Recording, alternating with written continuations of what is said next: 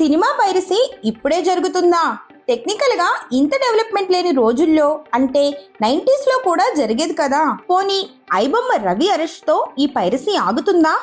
ఇక ముందు జరగదు అని గ్యారంటీ ఏమైనా ఉందా? ఐబొమ్మ రవి కాకపోతే ఇంకో వెంకయ్యో పుల్లయ్యో ఎవరో ఒకరు చేస్తారు. దీన్ని కట్టడి చేయడం సాధ్యమా? అసలు పైరసీ చేసిన ఐబొమ్మ రవి ఒక సైబర్ నేరస్తుడు. పోలీసులు ఇతన్ని అరెస్ట్ చేస్తే మెజారిటీ ప్రజలు అతనికి సపోర్ట్ గా ఎందుకు నిలుస్తున్నారు? అందరి హీరోల ఫ్యాన్స్ కూడా ఇతన్ని సపోర్ట్ చేస్తున్నారు. సినిమా ఇండస్ట్రీపై ఎందుకు ఇంత నెగటివిటీ వస్తుంది? ఇలా అన్ని విషయాలను ఈ వీడియోలో మాట్లాడుకుందాం. వీడియో చివరి వరకు చూడండి. సినిమా వాళ్లపై ఎందుకు ఇంత నెగటివిటీ వస్తుందో మీకు ఒక క్లారిటీ వస్తుంది. ఐబొమ్మ రవి అరెస్ట్ జరిగి దగ్గర వారం రోజులు గడుస్తుంది. సోషల్ మీడియాలో అతనికి వస్తున్న మద్దతు చూస్తే మైండ్ బ్లాక్ అవుతుంది. సాధారణంగా ఒక దొంగని పట్టుకుంటే జనం పండగ చేసుకుంటారు, కానీ ఇక్కడ జనం బాధపడుతున్నారు. ఒక విచిత్రం ఏంటి అంటే అతని అరెస్ట్ కి సంబంధించిన యూట్యూబ్ లో పెట్టే వీడియోస్ కింద ఉండే కామెంట్ సెక్షన్ చూస్తే అతనికి మద్దతుగానే అన్ని కామెంట్స్ వస్తున్నాయి. అతనికి వ్యతిరేకంగా ఒక్క నెగటివ్ కామెంట్ కూడా ఉండటం లేదు. దీనికి రీజన్ ఏంటి? ఐబొమ్మ రవి ఒక సైబర్ నేరస్తుడు అయినా సరే యునానిమస్ గా అతనికి సపోర్ట్ గా నిలుస్తున్నారు. కొంతమంది న్యాయవాదులు కూడా అతనికి సపోర్ట్ గా మాట్లాడుతున్నారు. అసలు పైరసీ అనేది ఇదేదో ఇప్పుడే ఉన్నట్లు చాలా మంది మాట్లాడుతున్నారు. పైరసీ ఇంటర్నెట్ వచ్చాక పుట్టింది కాదు. 90లలో సినిమా రిలీజ్ అయిన వారం రోజులకి VCR క్యాసెట్లు దొంగచాటుగా వీడియో లైబ్రరీలలో దొరికేవి. అప్పుడు పల్లెటూరుల్లో వినాయక చవితి లాంటి పండుగలు వచ్చేటప్పుడు వినాయక మండపాల దగ్గర వేసేవారు. ఆ తర్వాత సీడీలు డివిడీలు వచ్చాయి. బస్టాండ్లలో 50 రూపాయలకు 4 సినిమాలు ఉన్న సీడీలు అమ్మేవారు. అప్పుడు ఎవరిని అరెస్ట్ చేయలేదా? చేశారు. కానీ పైరసీ ఆగిందా? ఆగలేదు. రూపం మార్చుకుంది అంతే. పైరసీ అనేది గ్రీక్ మైథాలజీలో హైడ్రా లాంటిది. ఒక తల నరికితే 2 తలలు పుట్టుకొస్తాయి. టెక్నికల్ గా చెప్పాలంటే ఐబొమ్మ రవి కేవలం ఒక ఫేస్ మాత్రమే. దీని వెనుక ఉన్న సర్వర్లు విదేశాల్లో ఉంటాయి. రవి అరెస్ట్ అయ్యాడు. రేపు ఇంకో పేరుతో ఇంకో సైట్ వస్తుంది. ఎందుకంటే డిమాండ్ ఉన్నంత కాలం సప్లై ఆగదు. ఇప్పుడు అసలు విషయానికి వద్దాం. ఇక్కడ ఐబొమ్మ రవికి జనం ఎందుకు సపోర్ట్ చేస్తున్నారు? దీనికి ప్రధాన కారణం సినిమా అనేది సామాన్యుడికి భారంగా మారడం. ఒకప్పుడు 50 నుండి 100 రూపాయల్లో సినిమా అయిపోయేది.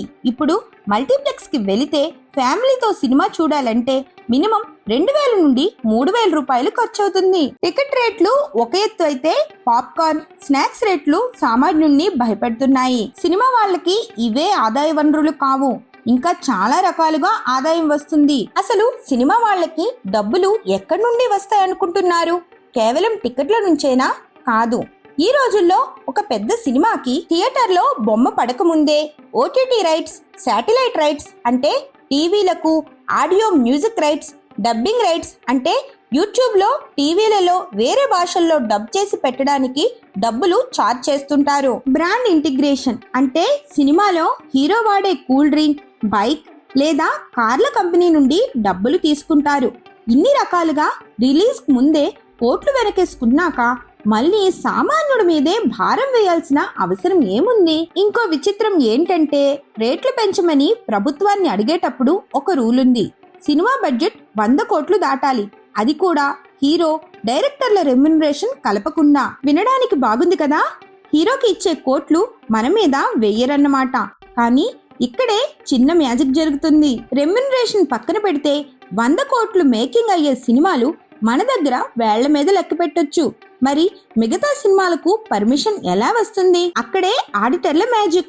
గ్రాఫిక్ ఖర్చుల పేరుతో లెక్కల గారడీ జరుగుతుందనే అనుమానాలు ఉన్నాయి. ఎలా అంటే దీనికోసం VFX ఖర్చులు, ప్రమోషనల్ ఖర్చులు, ఇతర ఖర్చులు అన్నీ చెప్పి బడ్జెట్ పెంచి చూపిస్తారనే ఆరోపణలు ఉన్నాయి. ప్రభుత్వానికి వీళ్లు ఇచ్చే ఆ లెక్కల చిట్టా ఎప్పుడైనా పబ్లిక్ కి చూపించారా? లేదు. మనం మాత్రం గుడ్డిగా 300, 400 పెట్టి టికెట్ కొనాలి. ఇలాంటి వాటి వల్లనే జనాల్లో సినిమా ఇండస్ట్రీపై అసహనం పెరిగి ఐబొమ్మ పట్ల అభిమానానికి కారణమవుతుంది. పోనీ ఇంట్లో చూద్దామా అంటే అక్కడ ఇంకో దందా. నెట్ఫ్లిక్స్, అమెజాన్, హాట్స్టార్, ఆహా సోనీ లివ్ ఇలా ఒక్కో సినిమా ఒక్కో ప్లాట్ఫామ్ లో ఉంటుంది. అన్నిటికీ సబ్స్క్రిప్షన్ కట్టాలంటే నెలకు వేలల్లో అవుతుంది. ఇక్కడే ఐబొమ్మ సామాన్యునికి దేవుడిలా కనిపించింది. హై క్వాలిటీ వీడియో, తక్కువ డేటా, రూపాయి ఖర్చు లేదు. అందుకే జనం అతన్ని దొంగలా కాకుండా రాబిన్ హుడ్ లా చూస్తున్నారు. దీన్నే సోషియాలజీలో రాబిన్ హుడ్ సిండ్రోమ్ అంటారు. ఎప్పుడైతే ప్రజలు సిస్టమ్ తమని దోచుకుంటుంది అని నమ్ముతారో అప్పుడు ఆ సిస్టమ్ ని మోసం చేసే వాడిని ప్రజలు హీరోలా చూస్తారు. మనం ఎమోషనల్ గా ఆలోచించకుండా లాజికల్ గా కూడా చూడాలి. ఐబొమ్మ రవి చేసింది చట్టరీత్యా నేరమే. దీనివల్ల కోట్లు తీసుకునే హీరోలకి, నిర్మాతలకు నష్టం వస్తుందో లేదో పక్కన పెడితే ఆ సినిమాని నమ్ముకున్న వేల మంది కార్మికులకు, చిన్న డిస్ట్రిబ్యూటర్లకు తీరని నష్టం జరుగుతుంది. ఒక మంచి సినిమా పైరసీ వల్ల నష్టపోతే మళ్ళీ అలాంటి మంచి సినిమా తీయటానికి నిర్మాత భయపడతాడు.